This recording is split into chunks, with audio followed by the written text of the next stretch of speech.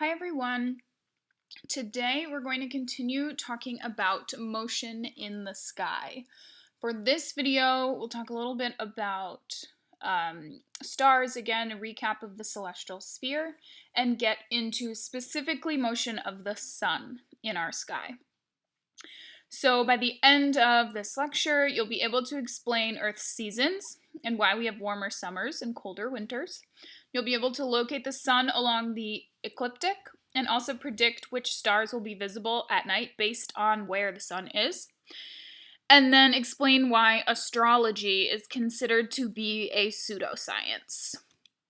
So let's remember the celestial sphere. Here we have Earth, and we have the celestial North Pole and the celestial South Pole. We also have the equator of that celestial sphere. So we have the North Pole and the South Pole that are directly in line with our North and South Poles. The North and South Poles on Earth. And then we have that celestial equator, which is the equator of that celestial sphere. So here is an image that we've seen before. We have the zenith to our directly above our heads. And then we have our horizon. So out in any direction from where we are standing, we have the horizon. So here is to the north of this person, the east, to the south, and to the west. So anywhere you are able to see half of the celestial sphere. So here we can see anything on the celestial sphere that is above the horizon. So from this person's point of view, where this person is located in North America, as you can see on this Earth, this person is able to see this half of the celestial sphere. And you'll notice the person is in North America, so that North Celestial Pole is visible because we know the person is standing in the Northern Hemisphere. The South Celestial Pole, however, is invisible to this person. It is below the horizon. So here again we have another image. So this guy here is standing and is watching. This is the asterism of Orion. Rise in the east throughout the night, rise in the east and set in the west. So here we have the North Celestial Pole. Because the North Celestial Pole is above the horizon, we know that this person is also standing in the Northern Hemisphere. So we also talked about what the celestial sphere looks like and how it rotates, depending on where you are standing. So when you are in the Northern Hemisphere, you have a view of the North Celestial Pole. There will be some circumpolar stars. When you are on the equator, that celestial sphere rotates directly straight up and perpendicular to the horizon. So that celestial equator is going to intersect perpendicularly with your horizon. When you are in the southern hemisphere, like this image here, you will be able to see the southern celestial pole. So you'll be able to see some southern circumpolar stars. You will not be able to see the north celestial pole or the north circumpolar stars. So our Earth rotates every day. It rotates on its axis, which is what causes the celestial sphere to appear to rotate. That's what causes everything to appear to rise in the east and set in the west. But in addition to rotating on its axis, the Earth is also orbiting around the sun. So every year, the Earth rotates on its axis each day and orbits around the sun every year, 365.25 days. So the sun is not always going to be in the exact same position on our celestial sphere because the orientation of the Earth, the sun, and the background of that celestial sphere is going to change as the Earth rotates around the sun.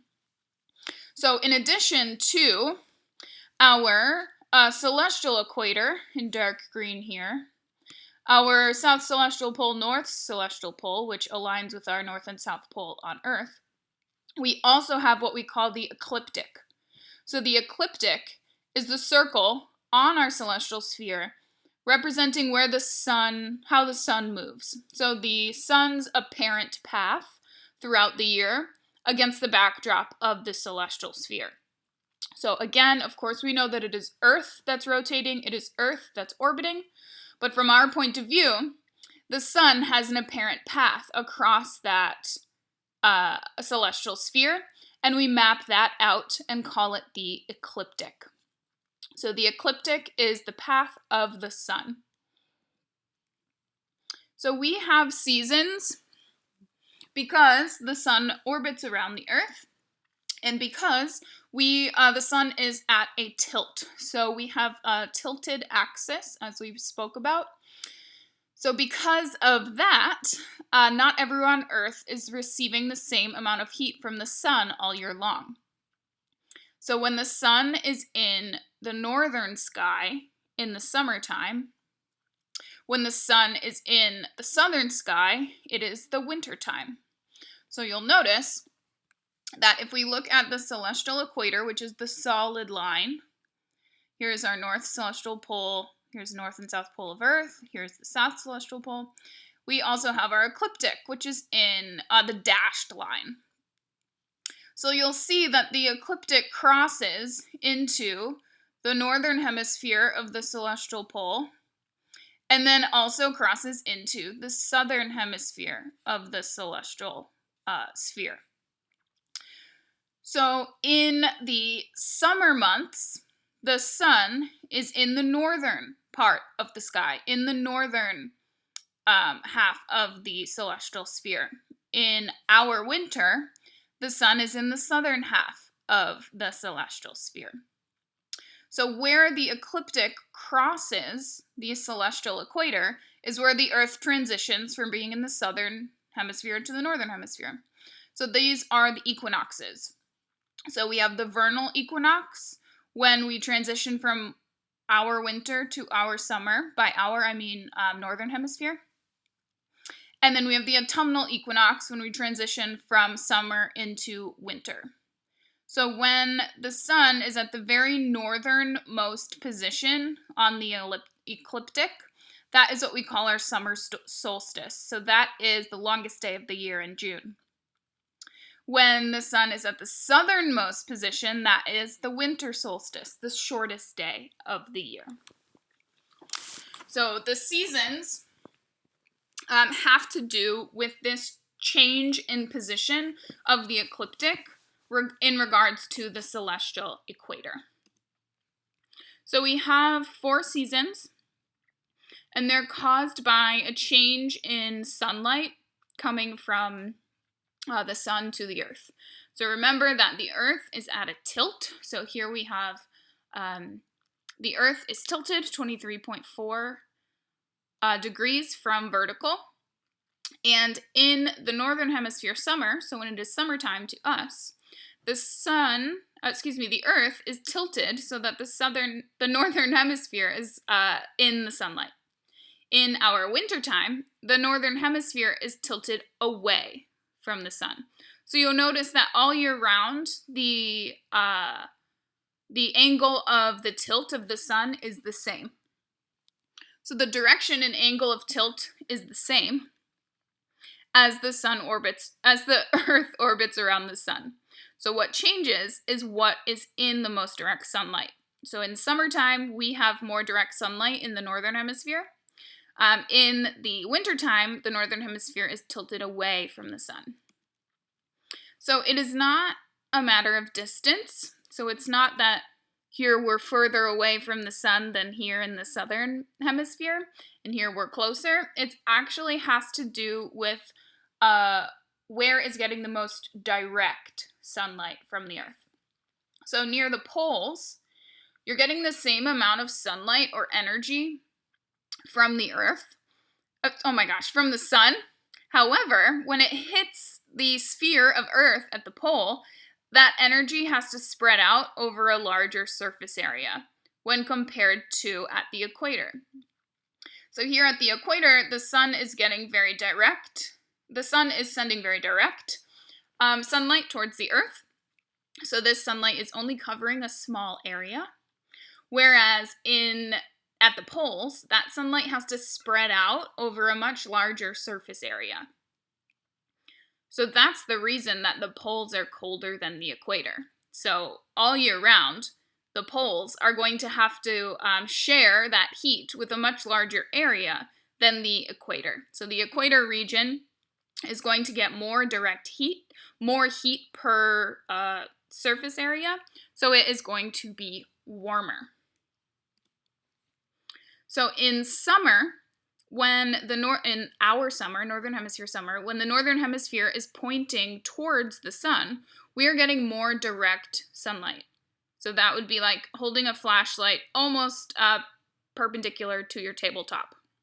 In the wintertime, when the northern hemisphere is pointed away from the sun, it's the same amount of sunlight. The amount of sunlight does not change. However, because we're in a different position, that sunlight has to spread out over a much larger area. So it's like this flashlight example. So here this table is going to be very bright because you're only illuminating a small area. However, if you were to tilt the flashlight, you would notice that you're covering a larger area with that direct beam, but the beam isn't going to be as bright because that same amount of light is hitting a much larger area. So let's think about this diagram. Here we have the sun, and here we have the earth in two different positions. Which location, A through F, which is labeled on the earth, corresponds to summer in the northern hemisphere? Let's take a second to think about that.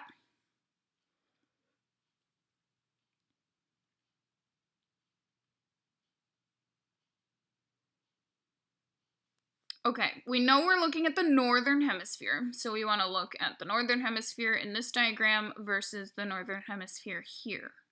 So which corresponds with summertime in the northern hemisphere? We would be looking for the Earth to be in the position where the northern hemisphere is tilted towards the sun. So that would be position D. So D here is the northern hemisphere experiencing summertime. So which letter is showing the position of the Earth at the vernal equinox? Remember, there's the vernal equinox and the autumnal equinox. So which position is showing the Earth at the vernal equinox? So take a second to think about this.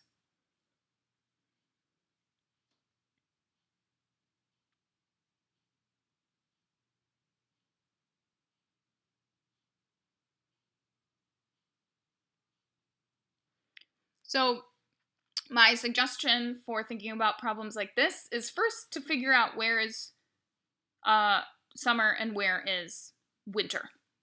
So for northern hemisphere summer, let's think about that again. We did the last question. We know that the northern hemisphere needs to be pointed towards the sun, so that would be A. So that means that when the Earth is on the other side of the sun, that is our winter. And that checks out because here we have the northern hemisphere pointing away from the sun. So the vernal equinox is the springtime equinox. The autumnal equinox is the fall time or autumn equinox. So the vernal equinox would be in between the winter and the summer. So after winter, but before summer.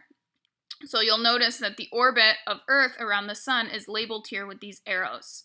So that would show us that here is winter, here is our vernal equinox, here is summer, here is our autumnal equinox. So the answer here would be D.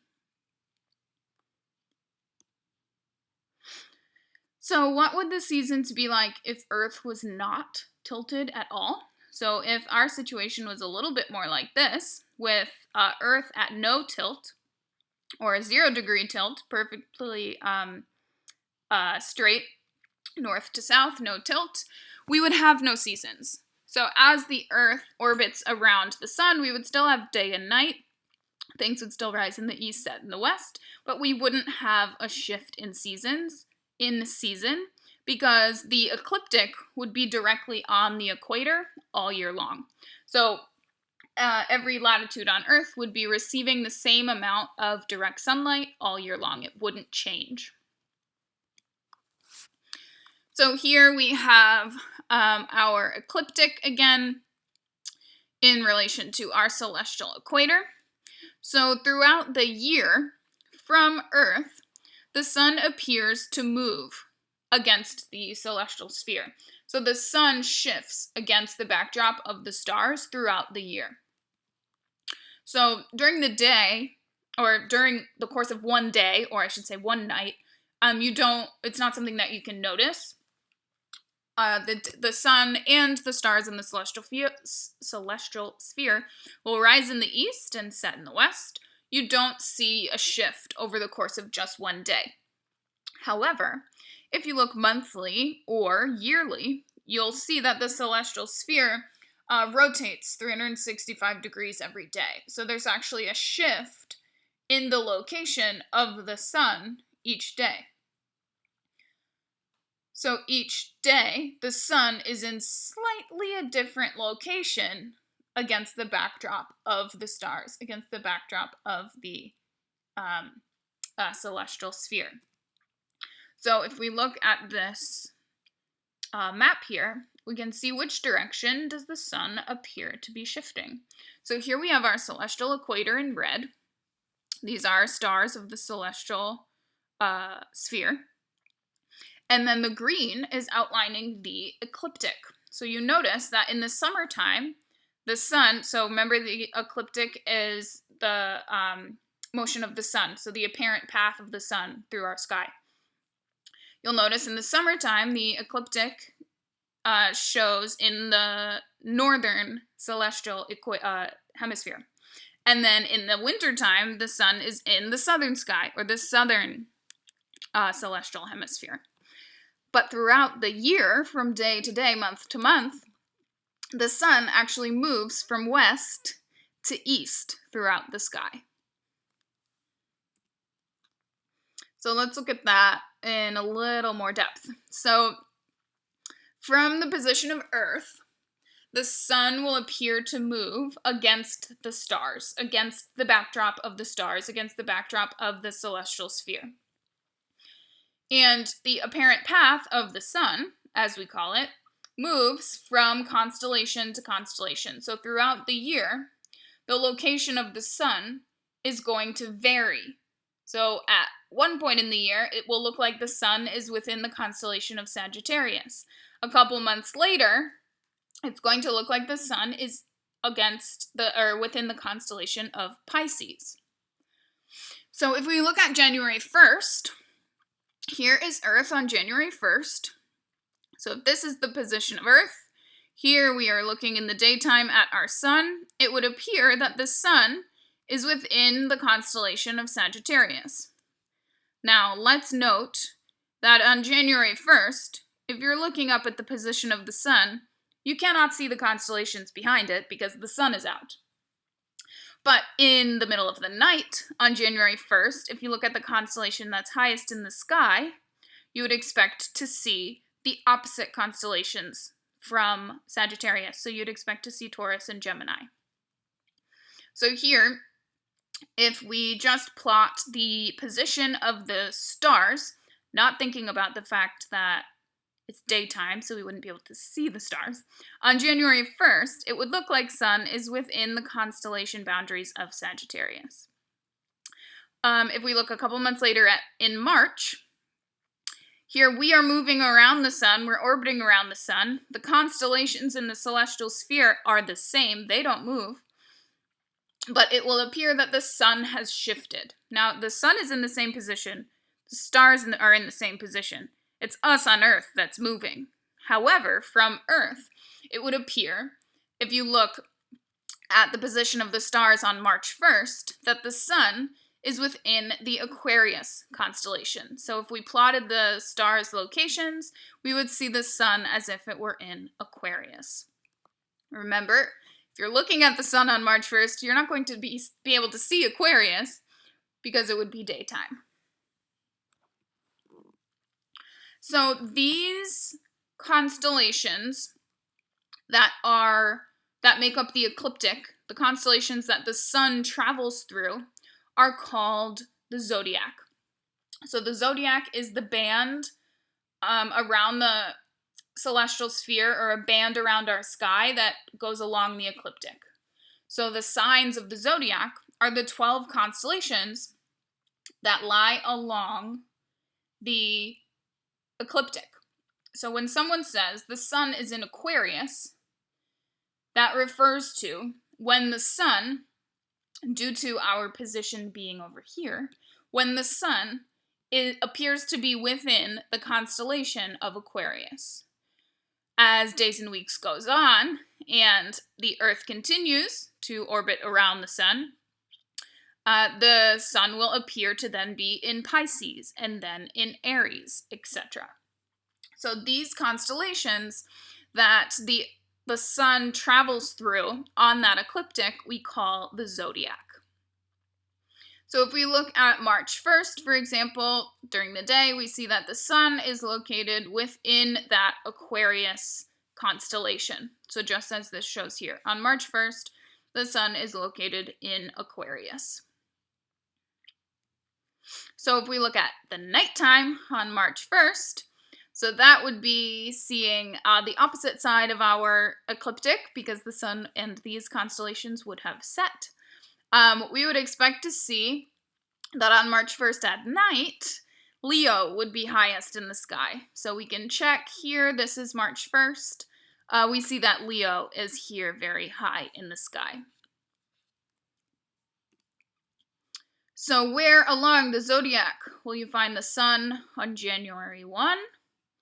January 1, here we would see the sun is in Sagittarius.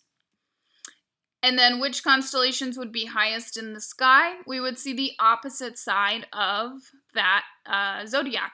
So we would see Gemini and Taurus highest in the sky on January 1st. Because we know that the sun would be within Sagittarius. So if the sun is set and we wait till the middle of the night, we would see that Taurus and Gemini would be the exact opposite. So it would be 12 hours from the sun being highest in the sky. We would see Taurus and Gemini highest in the sky. So here is January 1st. Yes, and we do see Taurus and Gemini are right there. So this brings us to astrology. So if you took this class, which is called astronomy, to learn about your horoscopes, you are in the wrong place. I'm very sorry. Because astrology is what we call a pseudoscience. So it's a set of beliefs that act like they're based in science, or they appear to be science, and people pretend that they are science, but they are not. Completely groundless and false and fake. There is no science in astrology. There is no evidence. So astrology, the fake science, says that your sign is where the sun was on the day of your birth. So everyone does have a sun sign because the sun is always within one of the zodiac constellations. So when you were born, the sun would have been in a constellation. However, the position of the sun within these constellations very, very, very slowly shifts because of what we learned previously, which is called precession. So the problem with this, and the problem with astrology, is that astrological charts have not been updated for over 2,000 years. So the astrological charts that you see in the newspaper or online or in a magazine are actually incorrect. So this is what you might see published online or on a website. Each constellation, each horoscope has a whole month, and these are the rough dates. So my birthday is April 12th. I would, based on the traditional understanding, be an Aries. So if you looked in the newspaper, it would look like I was an Aries because it states Aries is March 22nd to April 21st.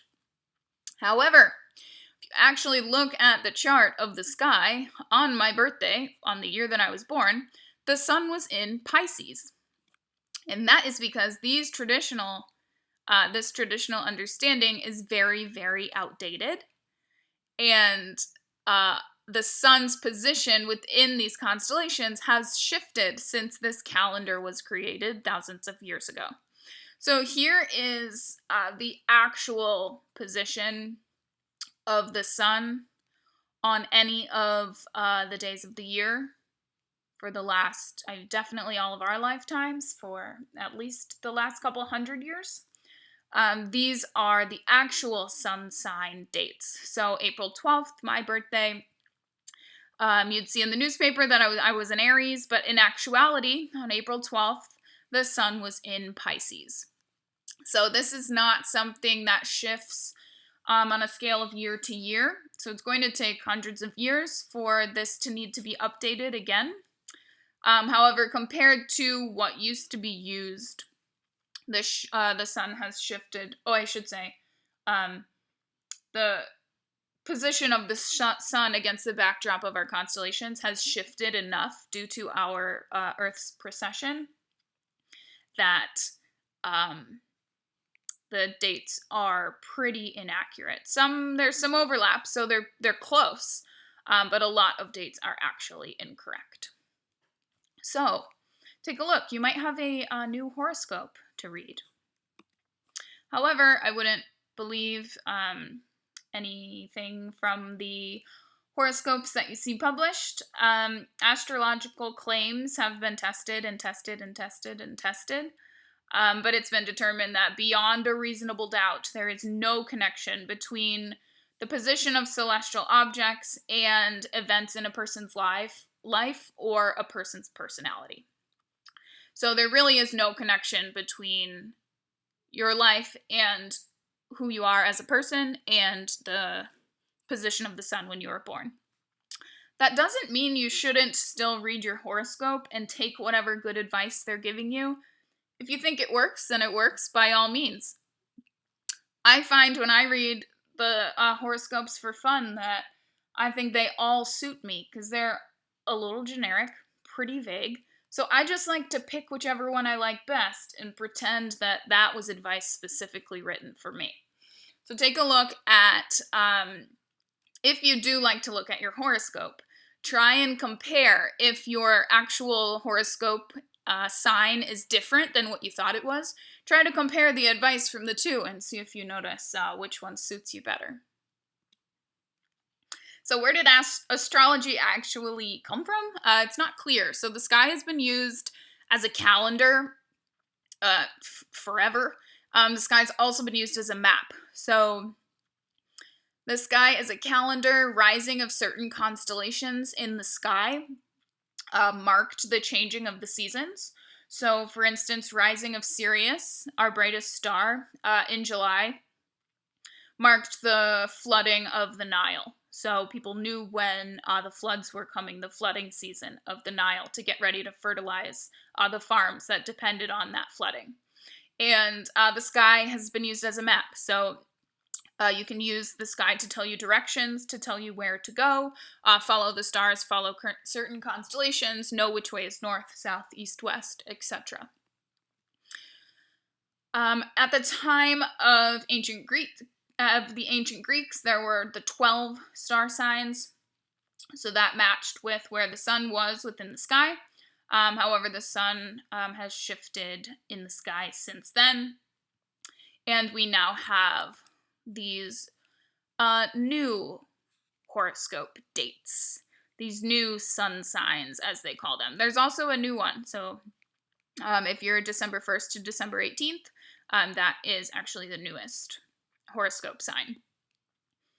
So it's pretty fun to take a look at what your traditional published horoscope is compared to the new one, and you realize there's really no science in astrology at all. So I'm sorry if that broke your heart and you were taking this class because you thought you were going to learn about horoscopes, but this is really all we're going to get into in this class, is to tell you that it is not real science.